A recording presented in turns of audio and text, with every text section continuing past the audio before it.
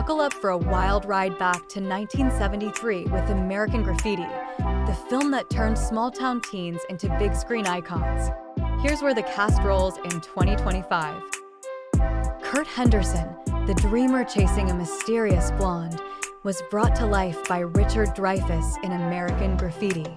At 25, he was a fresh face, beating out over 100 actors for the role. His thoughtful take on Curt's angst and curiosity lit up the screen, setting the stage for a stellar career. Fun fact, George Lucas let Dreyfuss choose between Curt and Terry, the Toad. He picked Curt and never looked back. In 2025, at 77, Richard Dreyfuss keeps acting, with recent roles in films like Sweetwater. He's the only graffiti star with an Oscar, one for The Goodbye Girl.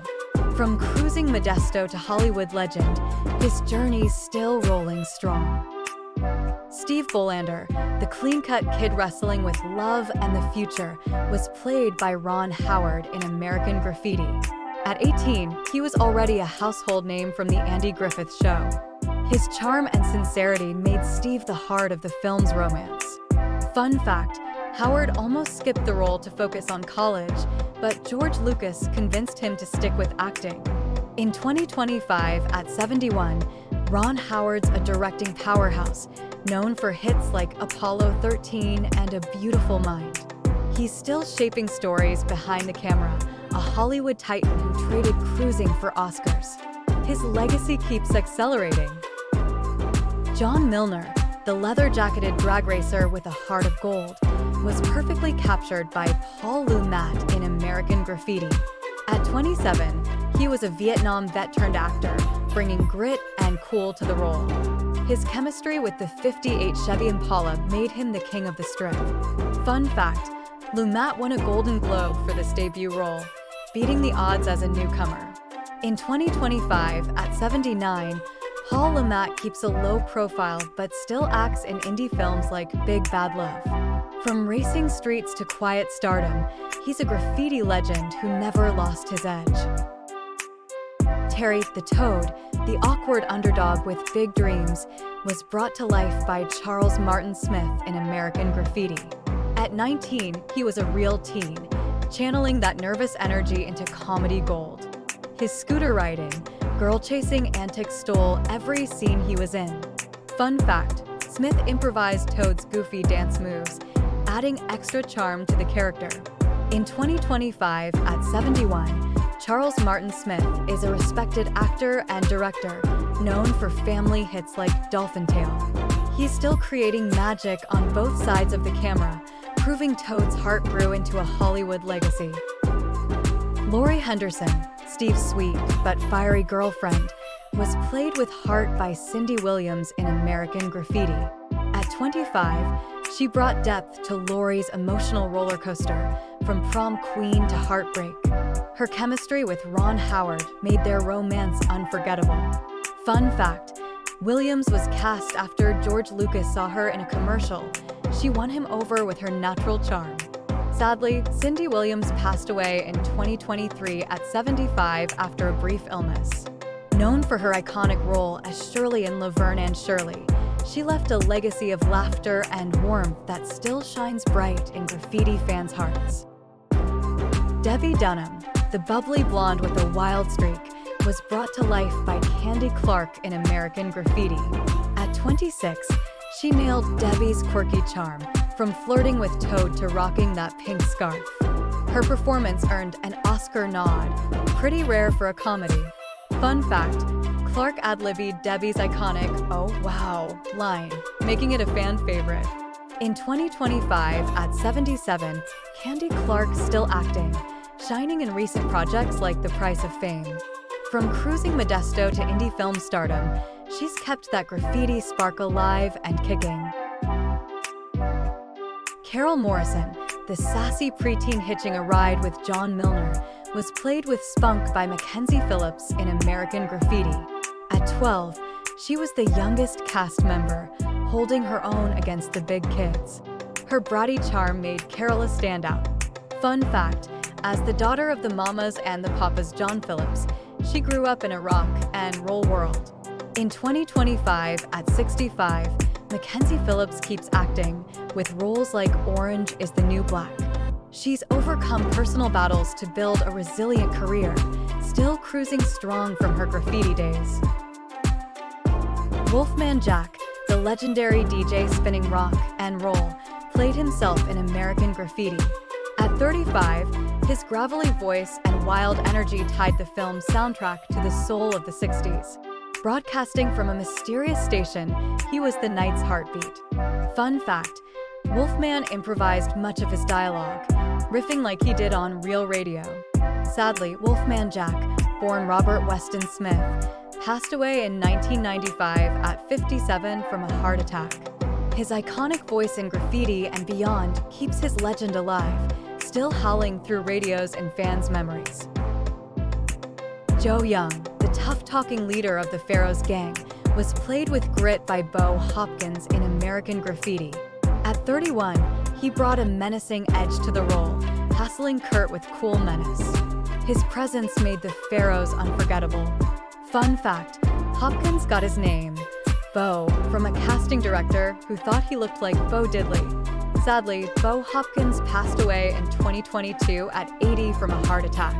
Known for roles in The Wild Bunch and Midnight Express, he left a rugged mark on film, forever cruising in graffiti lore. Carlos, the sharp-witted Pharaohs gang member, was brought to life by Manuel Padilla Jr. in American Graffiti. At 17, he added sly humor and street smarts to the crew, backing up Joe with style. His quick lines made him a fan favorite. Fun fact, Padilla was already a pro, known for playing Jai in the Tarzan TV series as a kid. Sadly, Manuel Padilla Jr. passed away in 2008 at 51 from colon cancer. His brief but memorable turn in graffiti keeps his spirit alive, cruising alongside the Pharaohs in movie history. Bob Falfa, the cocky cowboy-hatted hotshot challenging John Milner, was played with swagger by Harrison Ford in American Graffiti. At 31, he was a carpenter-turned-actor, stealing scenes with his sly grin and 55 Chevy. His cool vibe hinted at stardom. Fun fact, Ford got the role after George Lucas spotted him building cabinets on set. In 2025, at 82, Harrison Ford's a Hollywood icon, known for Star Wars and Indiana Jones. He's still acting, starring and shrinking on TV, proving the guy who raced Milner remains a blockbuster legend. Buda, the flirty car hop serving up burgers and sass, was played with charm by Jana Bellin in American Graffiti. At 21, she made her film debut, catching eyes in her roller skate scenes at Mel's Drive-In. Her brief but bubbly role added sparkle to the night's vibe. Fun fact, Bellin landed the part after George Lucas saw her in a TV commercial. She was a natural. In 2025, at 73, Jana Bellin stepped away from acting after the 70s but found a new stage. She's part of Lynn Road, a Christian music group in Thousand Oaks, California, singing a different tune today. Bobby Tucker, the sassy girl flirting at the drive-in, was played with spunk by Lynn Marie Stewart in American Graffiti. At 26, she was a budding actress, making her mark in this small but lively role. Her quick wit shone through, hinting at a big future. Fun fact, Stewart's improv skills from the Groundlings comedy troupe helped her land this gig. Sadly, Lynn Marie Stewart passed away in February 2025 at 78 from cancer. Known for Pee-wee's Playhouse as Miss Yvonne and It's Always Sunny in Philadelphia as Bonnie Kelly, she left a legacy of laughter, forever cruising in fans' hearts from her graffiti days. Mr. Wolf, the slightly shady teacher stuck supervising the dance, was played with sly charm by Terrence McGovern in American Graffiti. At 31, he was a Bay Area radio DJ breaking into acting, giving Curt some questionable advice. His small role left a big mark.